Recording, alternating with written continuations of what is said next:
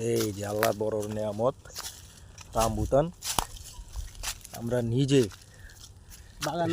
বাগানে আসলাম, নিজের হাতে পায়রা খাইলাম। কামাল ভাই আছে আমার সাথে। এটা আর কদিন পরে পাকবো? এটি পাকে নাই এখনো, আমরা নিচের পায়রা খাইছি। এটি তো মনে করেন যে ভাইরা ভাইরা খায় তো ধরেন পারেন।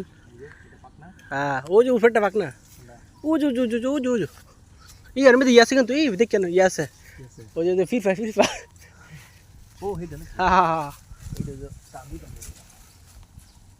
এই যে একটা বলেছি দেন। হ্যাঁ এই দাদা এডো এডো এডো রামবুতার খাইতে গেলে কিছু পিঁপড়ার কামড় খাইতে হয়।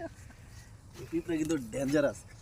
এই যে এই গাছের মধ্যে যে পিঁপড়া, এই পিঁপড়া কিন্তু ছাড়ে না, ঠিক আছে? এগুলো আমাদের ওরলা পিঁপড়ার চেয়ে অনেক খারাপ। দেখেন এটা 100% পাকনা, ঠিক আছে? লাগানি এটা হচ্ছে একেবারে গাছ পাকনা। এগুলো খাওয়ার অনেক টেস্ট। এই যে আমি একটা খুলতেছি, একটা রিভিউ দিই আপনার করে খাইয়ে। দেখেন একদম পিওর। 6 বার আইলাম, দেখছেন? ইয়ার চেয়ে পিওর আর নেই। অসাধারণ ভাই, অসাধারণ। সেই স্বাদ, সেই স্বাদ। আল্লাহ অনেক মিষ্টি। বাংলাদেশের লেচুক এই জিনিস, ইয়ার চেয়ে বেশি মিষ্টি এটা।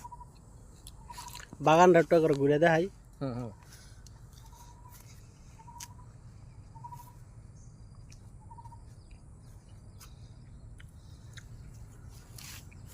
না কামাল ভাই এটা খান।